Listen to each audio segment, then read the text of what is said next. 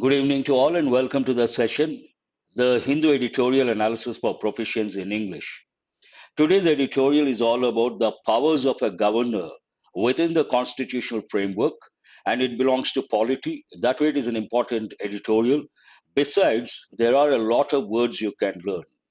And today, besides the editorial analysis, you're going to work on some questions based on SSC exam. Now, let us start the session with editorial vocabulary. Am I audible? The very first word, provision. Provision, part of speech, noun. It means act or process of providing something. Provision for something means act or process of providing something. You can do something. Sack usually goes with the workplace. Sack someone. Part of speech, verb. Dismiss from employment. Show the door. Sack. Give the pink slip. All these. Thank you. But sack as a noun has a different meaning. Sack means something like a bag. But in this context, it's a verb. As a verb, it means dismiss from employment. In line with, this is a phrase. It means in alignment or accordance with. Something goes with something else, then we say in line with something. Means there is no difference or there is a perfect harmony in line with something. And do remember, it's a phrase we use regularly. Instance, part of speech, noun, an example or single occurrence of something. You can also think of the word incident or event, instance of, or example of, occurrence of something, single occurrence of something. Incumbent, we have got many a time. I'm sure you guys know remember the meaning. Part of speech, adjective. Generally, it goes with incumbent government, incumbent CM, or incumbent PM. Means what? Of an official or regime currently holding office. Imagine right now someone is a CM, then we say incumbent CM. Currently is holding the office. The word doctrine also we have got many a time. Part of speech, noun, a belief or set of beliefs held and taught by a church, political party, or any other group. Usually we say doctrine, it goes more with philosophy, a set of beliefs, and usually held by church or a political party or any other group. Euphemism, an important word. Part of speech, noun, what does it mean? A mild or indirect word or expression substituted for one considered to be too harsh or blunt when referring to something unpleasant. In a nutshell, you want to say something or you have to say something that is very harsh or something unpleasant, then you try to say it in a nice way. Then we use the term euphemism. For example, if you say, he died, it sounds a bit harsh. Instead of that, he passed away. That sounds better. And passed away comes under euphemism, an important word. Assent, and you got to be careful with this, goes with confusing words. Assent, this spelling is different. There's another assent, ASCENT, assent, opposite dissent. But here, double S, assent, part of speech, noun, meaning the expression of approval or agreement. Give the assent means give the approval. Discretion, discretionary. Here it is adjective. Left to individual choice or judgment. Based on someone's discretion means based on someone's judgment. Notion, we have got many a time. Again, part of speech, noun, a conception or belief about something. Idea, notion about something. Trigger, trigger can be a noun, can be a verb. As a noun, it goes with a gun, trigger. But as a verb, in this context, cause to function or cause to happen. Usually it goes with guns, but here a different meaning altogether. Stall, stall as a noun, different. Stall as a verb, different. As a noun, it goes with a particular place where something like a booth where things are sold. Stall, something like a small shop. But as a verb, stop or cause to stop making progress. Stall the progress means what? Stop the progress. Unpalatable, I'm sorry. Unpalatable, another important word, part of speech, adjective. Difficult to put up with or accept. Put up with means to tolerate, to bear. Here, it has a negative connotation. Difficult to put up with or accept. You don't feel like accepting something, then unpalatable. We got the word a realm many a time. That's an important word, part of speech noun. A field or domain of activity or interest. You can also think of the word sphere, sphere of activity, political realm, sports realm. So this is an important word you got to remember. Exaggerated, even this we have got many a time. Exaggerate something means what? Represent as larger, better, or worse than in reality. You try to magnify, then we use the word exaggerate, and we use a typical sentence, don't exaggerate things. And this goes with everyday English as well as effective English. Statute, we have got many a time, an important word. It means a written law passed by a legislative body. Here you got to be a little careful. You should not get confused between statue and statute. Statute goes more with sculpture, statue. That's a different word altogether. But here this goes with constitution. Statute means a written law, an important word. Competent, we have got this also many a time. Competent person, core competency. Competency is a noun form, competent adjective. Having the necessary ability, knowledge, or skill to do something successfully. If you have the ability, you can say, I'm competent enough to do that work. A typical example. Curtail, even this we have got many a time. Curtail, part of speech verb, reduce in extent or quantity, or impose a restriction. You try to restrict something, then we say curtail someone's power, curtail someone's authority. Again, common combinations. Abolish, I'm sure you guys know, we have got many a time. Formally put an end to a system, practice, or institution. Bring to an end, abolish a particular practice, a particular system or institution. Generally, it goes with a system or practice, abolish something. A regime we have got so many times. What does it mean? At the outset, part of speech noun, a government, especially an authoritarian one, need not be. A regime means a government that is in power. The present regime means a present government. So these are the words from today's editorial. As I said, today's editorial is all about the powers, the limitations of a governor within the framework of Indian Constitution. How does it start? Whose pleasure? From this you cannot make out, but when you read the editorial, you understand the word pleasure has significance. It's an important word within the in the context, within the framework, and it refers to the power. But is it the power of the chief minister or is it the power of the governor? So based on that, whose pleasure?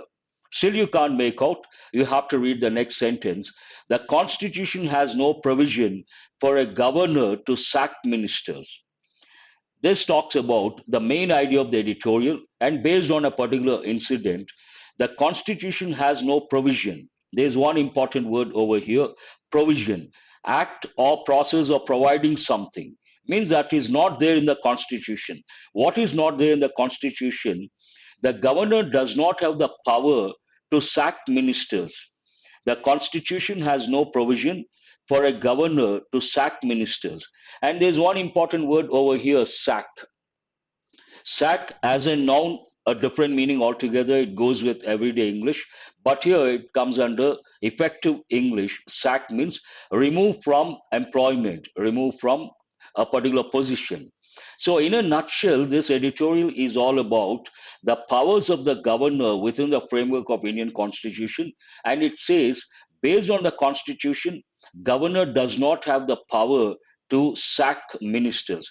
Only the CM can do that, or on the advice of the CM, a governor can do. On his own, he cannot.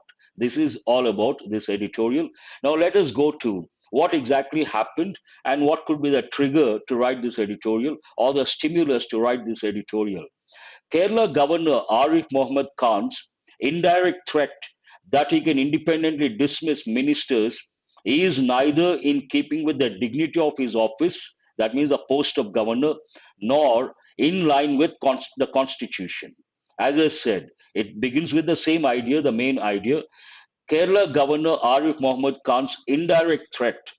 So the governor of Kerala must have given the threat to the minister, saying something like, I can sack you guys or I can sack the ministers. Based on that, this indirect threat that he can independently dismiss ministers, he cannot do that. That's what the constitution says, that he can independently dismiss ministers is neither in keeping with the dignity of his office. That means what? It does not go with the dignity of the office of the governor, nor in line with the constitution. There's one important phrase over here, in line with means what? In accordance with or in alignment with. So that means this is not his indirect threat, has no validity, cannot be justified, and not at all acceptable. It is not, it doesn't go with the constitution of India. His claim that statements of individual ministers that lower the dignity of the governor's office can invite action. So again, some minister must have said something that the governor must have felt that has brought down the dignity of the post of the governor. Based on that, his claim that statements of individual ministers that lower the dignity of the governor's office can invite action. That means they may be punished or some action may be taken, can including invite action, including withdrawal of pleasure, has no basis in the constitutional system. Again, the same thing. His statement has no basis in the constitutional system. Here, withdrawal of pleasure, this is an important expression within the context, framework of the context. What is it? Article 164 of the Constitution, which says the chief minister shall be appointed by the governor and other ministers shall be appointed by the governor on the chief minister's advice, adds that the minister shall hold office during the pleasure of the governor. This is the root cause, the trouble for the trouble. During the pleasure of the governor.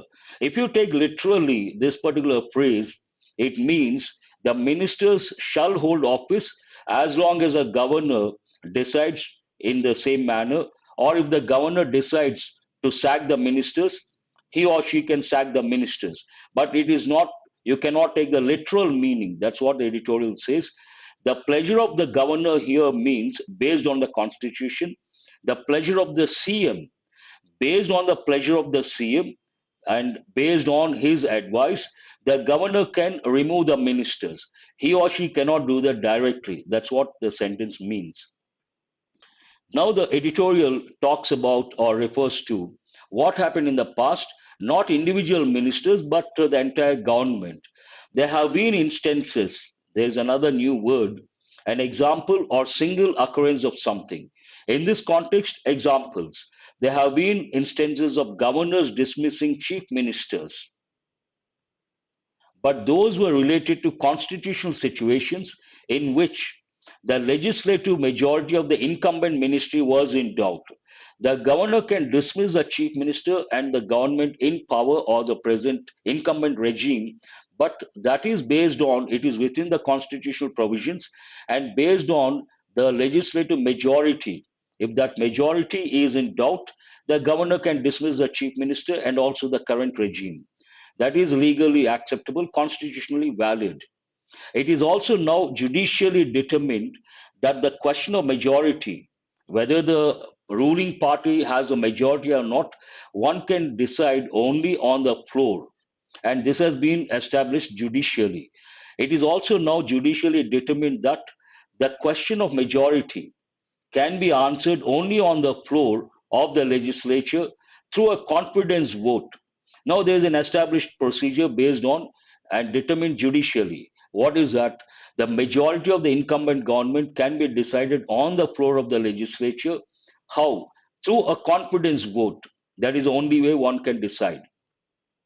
Nothing in the article, which article 164, nothing in the article means that the governor may independently dismiss a minister. It has not been written or mentioned the governor can or may independently dismiss a minister. It is not there. The pleasure doctrine, as I said, there is one expression, withdrawal of pleasure. So this sentence is about that. The pleasure doctrine, there's one important word. Doctrine means what? Belief or set of beliefs held and taught by a church, political party, or other group. The pleasure doctrine exists only in a constitutional sense, not in a literal sense. As I said, the pleasure doctrine, if you take literally, it means the governor has the power and authority to dismiss a minister or sack a minister. But this pleasure doctrine exists only in a constitutional sense, means what? It is exercised by the governor only on the advice of the chief minister. The bottom line, only the chief minister can decide whether to sack a particular minister or not. The governor cannot do on his own. The governor at the most can exercise that power based on the advice of the chief minister. Again, here you got to be a little careful. ADVICE, that is a noun form, and if the spelling is VISC, then it becomes a verb. They come under confusing words. In other words, the term pleasure of the governor is used as a euphemism. Euphemism, an important word. What does it mean? To say something that sounds harsh or unpleasant in a nice way.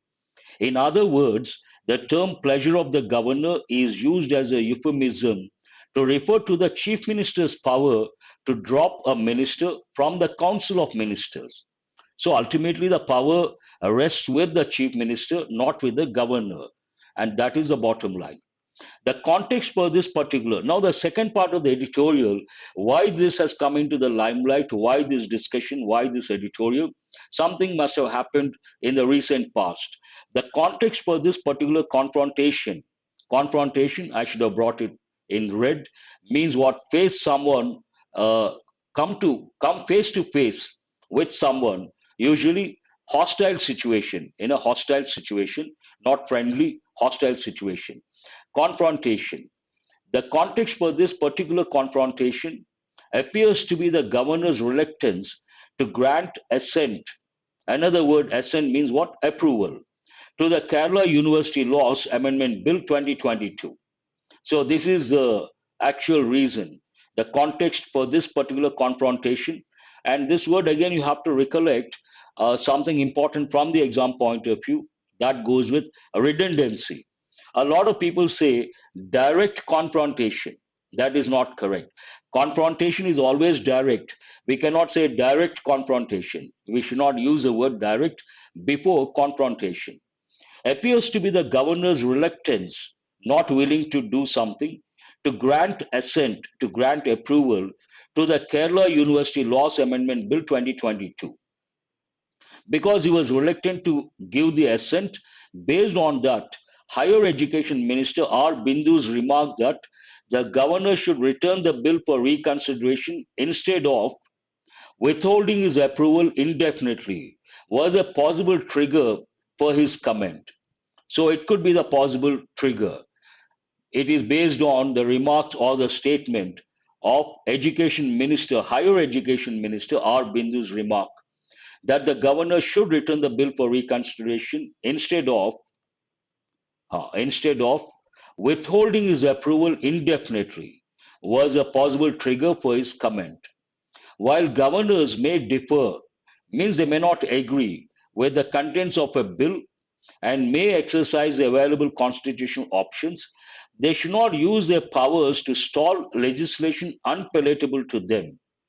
Governors can use their discretion, that is acceptable, while governors may differ with the contents of a bill and may exercise the available constitutional options. They can do that within constitutional options. They should not use their powers to stall legislation unpalatable to them. There are two words over here. They don't have the powers to stall, means what? To stop. Stop what? Legislation that is unpalatable to them, that is not acceptable to them. Unpalatable means what? Difficult to put up with or accept. In the realm of university laws, if you take a typical university, the highest position, chancellor, then you have the vice chancellor. Chancellor is the governor. In the realm of, an important word, a realm means activity, sphere of activity or domain of activity or interest. In the realm of university laws, Governors being chancellors of most universities, the scope for friction is quite high because the chancellor, that means the governor is a chancellor, the scope for friction between the legislature and the governor is quite high. It should be remembered, but at the same time, it should be remembered that the office of chancellor is created by the statute.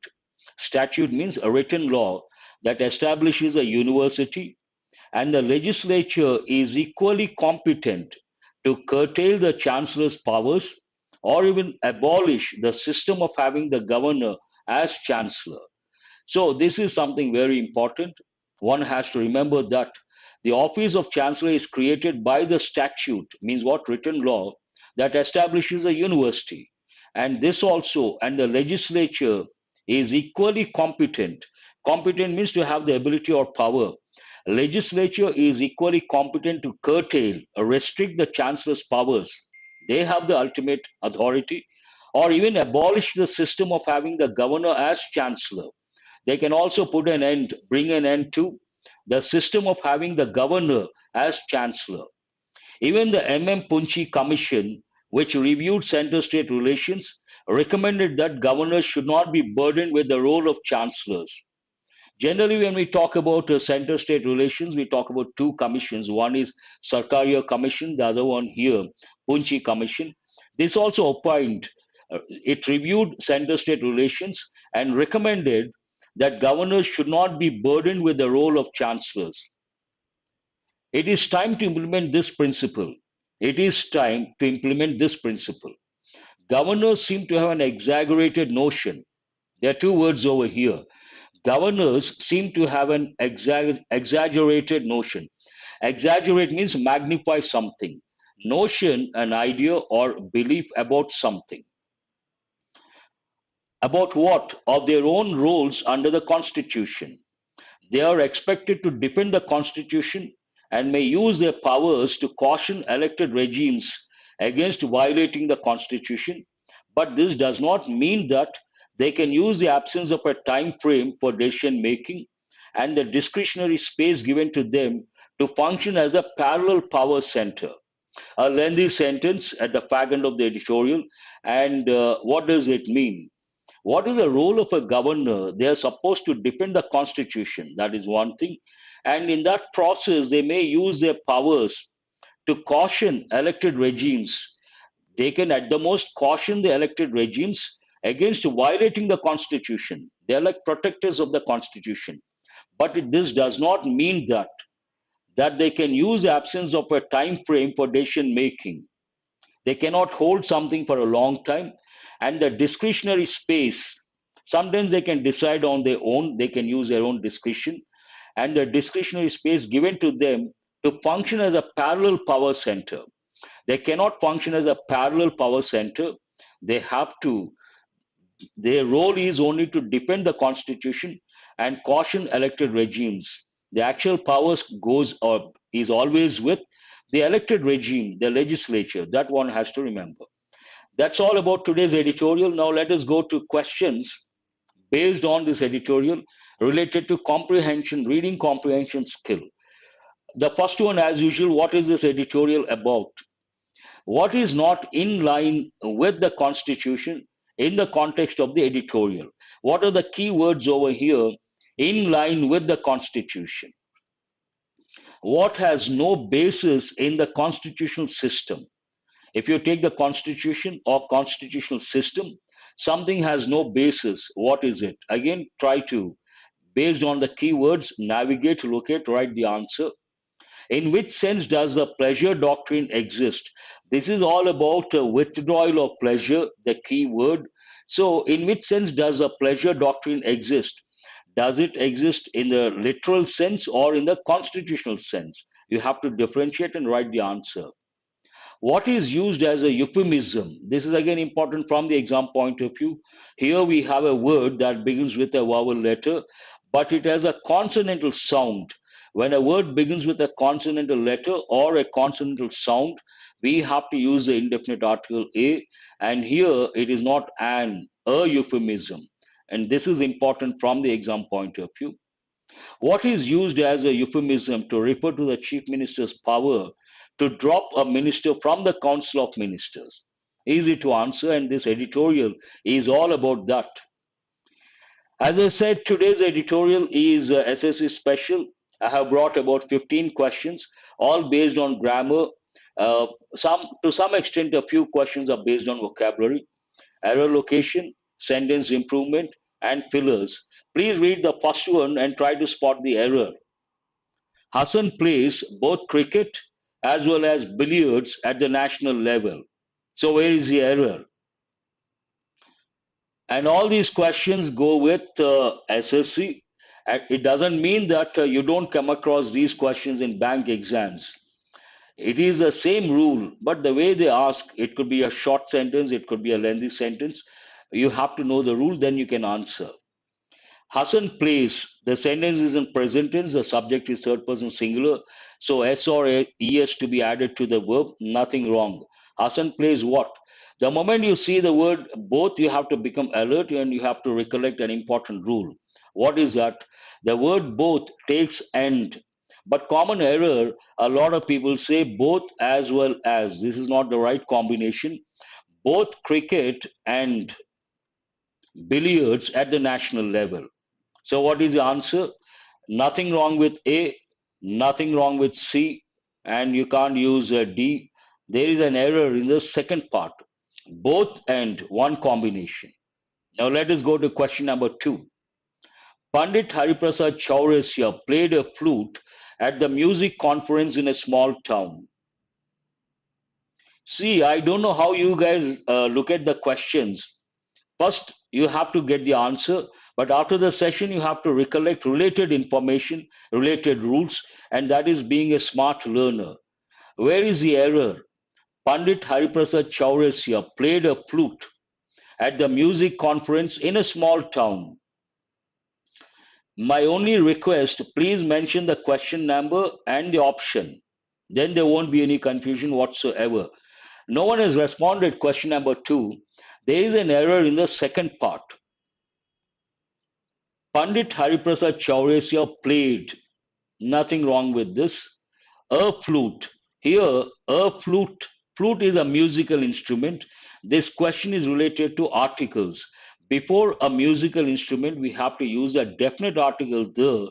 We cannot use the indefinite article. Based on that, Pandit Hariprasad Chaurasia played the flute at the music conference in a small town. And this is related to articles. What is the rule over here? Before musical instruments, we have to use a definite article, the. Now let us go to question number 3. More you think, that is typo, error, of it, the worse it becomes. This is again an important question. One of the differences between questions related to bank exams, questions related to SSC, bank exams of late, lengthy sentences, SSC, short sentences. You don't have to spend a lot of time. Short sentences, one reading, if you know the rule, you can answer within no time. So, where is the error? Here, there is an error in the very first part, but you have to read the complete sentence to make out where exactly the error is. When you read a sentence like this, you have to think of parallel expression. Parallel expression. So this question is based on parallel expression. What is parallel expression? We have to use the same grammatical units in a sentence. For example, if you use two adjectives, one adjective after not only, but also, after but also, you have to use an adjective. You cannot use a different part of speech. Based on that, here we have to say the more you think of it, the worse it becomes. So, what is parallel expression over here? The more, the worse. You have to write the, only then it is correct. And questions based on parallel expression, not that easy. You got to know the context, you got to know, oh, this is based on parallel expression. Only then you can answer. Now, let us go to question number 4. Ramesh is a Sachin of our cricket team. In a way, SSC questions are easy. The reason being, here the sentences are very short and only four. The sentence is divided into four parts: A, B, C, and what is the fourth one? No error. That way you can save your time and spot the error within no time. But no one has responded. Ramesh is a Sachin of our cricket team. Very good. There's an error in the second part. What is wrong with the second part? Here, the sentence, the context is about you have used or we have used a proper noun. Sachin is a proper noun, but it has been used as a common noun. In English, we can use a proper noun as a common noun, but if you do that, there's an important rule you have to follow. What is that rule? When we use a proper noun as a common noun, we have to use a definite article, the. Based on that, Ramesh is the Sachin of our cricket team. Then it is correct. So here, proper noun used as what? A common noun. When we use a proper noun as a common noun, we have to use a definite article the before the proper noun. Before the proper noun. Otherwise, we should not. So this is about that. Now let us go to question number 5. The teacher as well as his students have left for the trip. This is also an important question. All of you remember, if you know the rule, it's an easy one. You don't know the rule, it's a difficult one. As simple as that. And we have students at different levels. For some easy, for some difficult. But no one has responded. The teacher as well as his students. Here the clue for you as well as. When we use expressions like with, together with, along with, as well as, like, unlike, no less than, nothing but, rather than, any of these, then the verb agrees with the first subject. In this sentence, we have two subjects. The, excuse me, we have the teacher, first subject, his student, second subject. Because of as well as, the verb agrees with the first subject. What is the first subject? The teacher, singular. Then we cannot use a plural verb. Answer: has left. The teacher has left for the trip. As well as his students, you can keep in brackets. But here, important expressions you have to recollect. One is with, then we have together, with. So many are there. I will write important ones. Along with, they have given in different competitive exams, as well as, etc. There are about 15. I cannot list out all the 15 now. Now let us go to sentence improvement. So far you have worked on questions related to error location. Now SSC, one of the exam topics, sentence improvement. First you listen to the instruction. You see a sentence. In that sentence, a few words or one word is in red. It could be right, it could be wrong. If it is right, no improvement. If it is not right, then you have to spot the error and use the right word. It has been raining since morning. It has been raining since morning. The moment you see it has been raining, you have to know the tense for sure. Which tense is this? Present perfect continuous. Usually, present perfect continuous, we use two prepositions. They can be conjunctions as well, but here prepositions. What are those two? Since and for. What is the difference? Since is used to express specific time, and for is used to express a time period. Time period. So here morning specific. Since morning, nothing wrong. It has been raining since morning. Present perfect tense. Present perfect continuous tense. And since morning, perfect, nothing wrong. Answer is no improvement. Fourth option, no improvement. That's really good. Those who have responded, no error, I really appreciate. You got to be very confident. I'm neither a poet nor a philosopher. Nor philosopher, you decide right or wrong. Right, no improvement. Wrong, You have to choose one of the options. I'm neither a poet nor, so nothing wrong with this combination. Either or, neither nor. You can say neither, neither. Either way, it is correct. But is it right or wrong?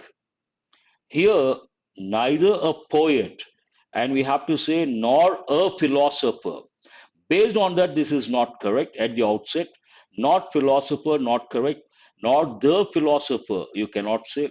Nor a philosopher. Answer is the third option. I'm neither a poet nor a philosopher. I'm neither a dancer nor a singer. An important pattern.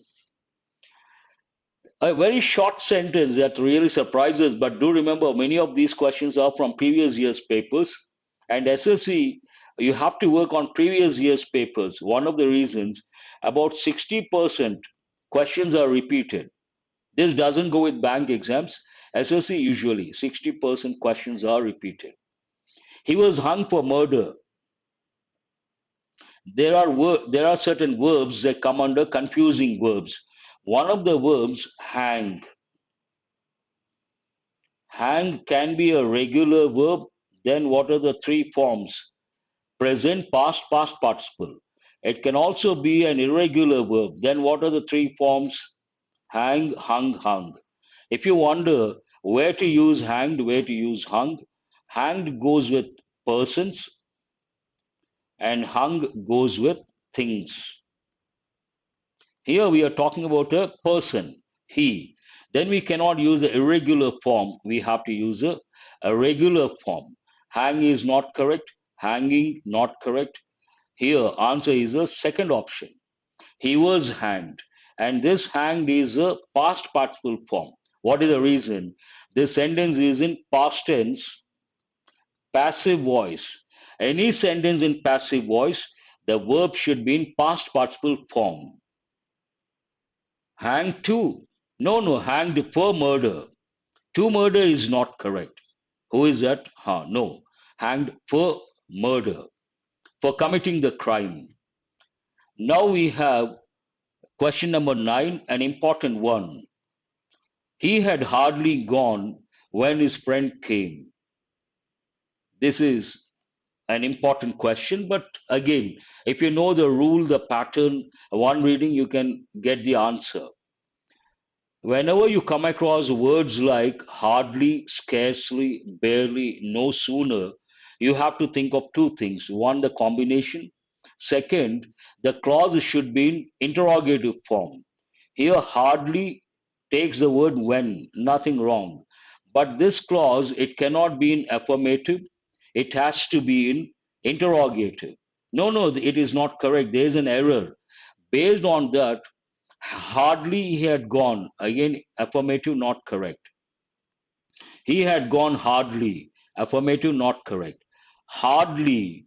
Had he gone? Had he gone is an interrogative form. We cannot use affirmative. He had gone, affirmative. Had he gone, interrogative. And we begin the sentence with a negative word, then the clause should be in interrogative form. And you should also check the word, the combination. Hardly had he gone when his friend came. That is the answer is a third option. And this goes with, you have to recollect, hardly, scarcely, barely. All these take the word when. Sometimes they ask questions based on the combination. And if you take no sooner, takes the word than. This combination you have to recollect. Please wait for 1 or 2 days. I will let you know. I will let you know. I'm going to launch soon, couple of days. Now let us go to the last question based on the exam topic sentence improvement. Neither Ted nor Johan are going. This is again an important question. Try to, first you decide right or wrong.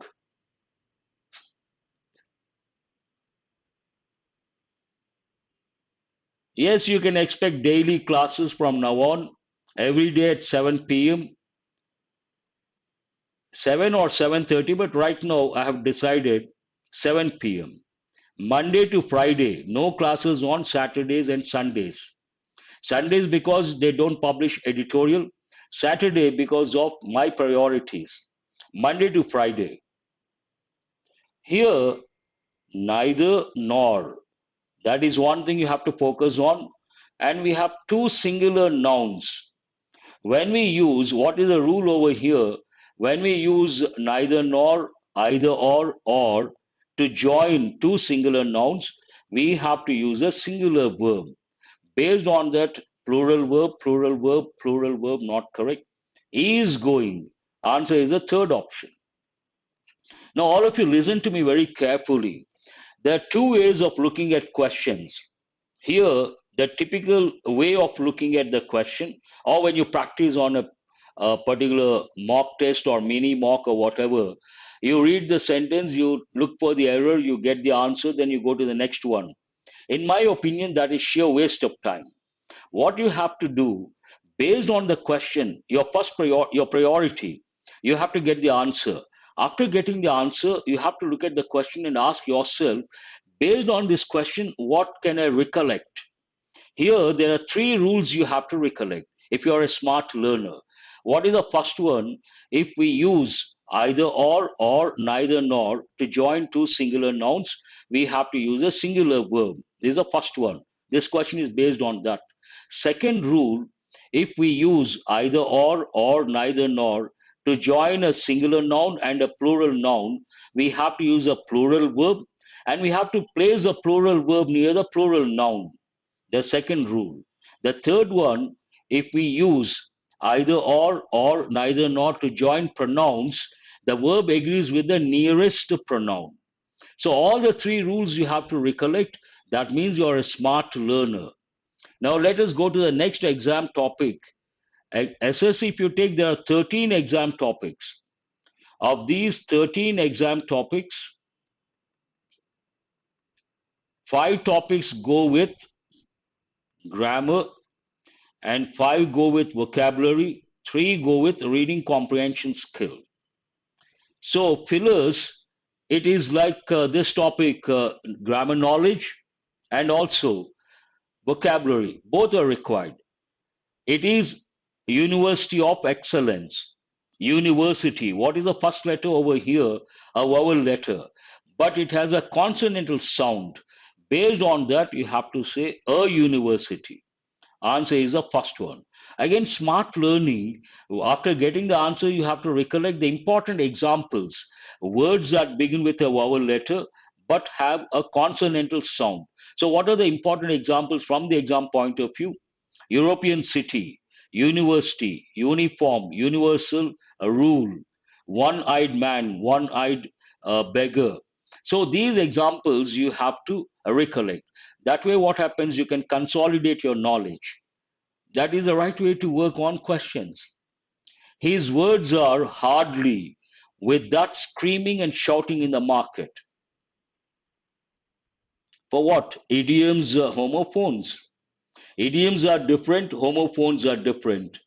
There is no you cannot ask, perhaps you are asking which is the best book for idioms, which is the best book for homophones. You don't have to buy a separate book. Usually we suggest, if you take bank exams or SSC, I suggest SP Bakshi. And one more book, if you take SSC, you have to buy current publications, previous year's papers. This is the best source, current publications. Here you have all the questions from previous year's papers by the latest edition based on the 13 exam topics. And vocabulary, I said 5 topics. One of the topics, idioms. You learn all those idioms. You have about 1,000 plus idioms. More than enough if you remember. That is going to be astonishing. Now, coming to this is not an easy one, question number 12. What is your answer? Some students have said one, some have said the third option. Here, you have to understand the context. His words are hardly with that screaming and shouting in the market. The context talks about because of the shouting, screaming, the person could not make out what exactly the other person was trying to say. Legible goes with handwriting. Legible handwriting, illegible handwriting. So not correct. Eligible goes with the job, the post, not relevant here. The right word here, intelligible. Intelligible means understandable. Please write the meaning of that word. Understandable. His English is not intelligible, means not understandable. His words are hardly understandable. Why? With that screaming and shouting in the market. Answer is intelligible, not legible. I wish I a pen. This is also an important question, but if you know conditionals, wishes, desires, then you can answer 1 second, one reading, you can answer. I wish I. Generally, students think I was a pen because the subject is first person singular. We have to use a singular verb. But what is the answer? Here, answer is not am, not was, not be. I wish I were a pen. Here, when you start with I wish, in the clause, you have to use the primary auxiliary to be in the past plural form, irrespective of the subject.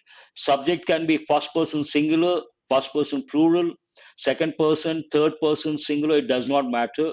Whatever the subject, you have to use were. I wish I were a pen. Imaginary situation. Question number 14. Look after your health. This is again an important question. A lot of students may not be able to answer this, and they have given many a time in different competitive exams. Look after your health. You should repent later on. There is a clue for you. What is a clue? Should. Based on that, no one has responded for question number 14. If one student responds, then I'll give the answer. Very good. Who is this? The target competitive world. Here, based on the clue, should. You cannot use as, you cannot use because, you cannot use till. There's only one word you can. Lest you should repent later on. So, what does it mean? Look after your health. Otherwise, you may repent in future. But what is the combination here? Should, lest. That is a combination you have to remember. The last word, the last question based on fillers. Every year, millions of tourists, the Anna Centenary Library in Chennai. So here the clue for you, every year, every day, every morning, every evening, every month, every week. All these go with present tense, repeated actions or habitual actions. Present tense, that means the verb should be in present. Visiting is not in the present form. Visit, hold that one. Are visiting, not correct. Visited, past, not correct. Answer is the second option. Here, millions of tourists. The noun is in the plural form, then it should be visit. An easy one. Now let us go to editorial vocabulary, test your word power, consolidation. The words you have got from today's editorial, you have already got the meanings, you have seen the context. Now all that you have to do, write the part of speech and the meaning and try to match. That will consolidate your vocabulary. True is every year, that's right. So sack as a noun, a different meaning, as a verb, a different meaning. In the editorial, it has been used as a verb. The governor cannot sack the minister or ministers. So what does it mean? Dismiss from employment, remove from employment. Answer is H. Very good. Instance, part of speech noun. Similar instance, what does it mean? Second one, F. Single occurrence or happening or event. Very good. Answer is F. Incumbent, part of speech, adjective. And the typical combinations, incumbent CM, incumbent PM, incumbent government, incumbent official. What does it mean? The third one, J. Currently holding office, currently in power, in position. Good. J is the answer. What is the next one? Doctrine. Usually goes with philosophy. A political party, group, or church or religion. but generally I say it goes with philosophy. So means what? Belief or set of beliefs related to something, usually held by church, a religious institution, a group of people, or a political party. Based on that, answer is A. Euphemism, an important word. And when you learn words from an editorial, every day you get minimum 10 new words. And some of these may be familiar, some may be completely new words and important. Then you have to underline, put a star mark. After the session, you have to spend some time and consolidate those words. Part of speech, noun, obviously. Euphemism means what?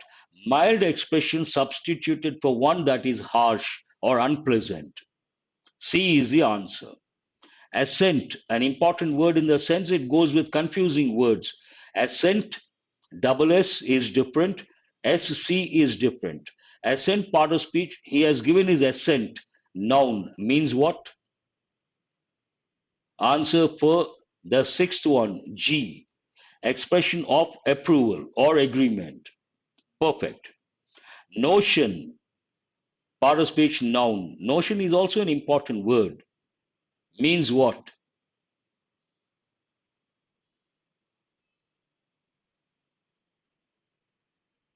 Conception of or belief about something, your idea about something, notion about something. Answer is D.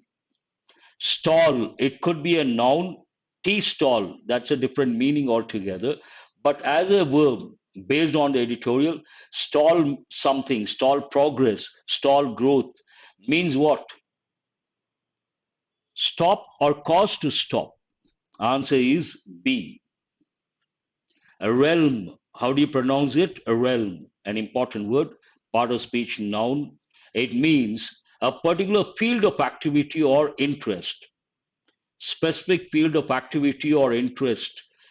So answer is E. Exaggerate, verb form, exaggeration, noun, means what? Magnify something, represent something as larger, bigger, worse, any of these. Answer is I. So that's all for today. I hope you guys have got enriched, and do remember to subscribe and share. I've provided the link. You can join the Telegram group. There you get the notice about the sessions and all. And thank you very much. Good night. I'll see you guys tomorrow. Tomorrow it is going to be banks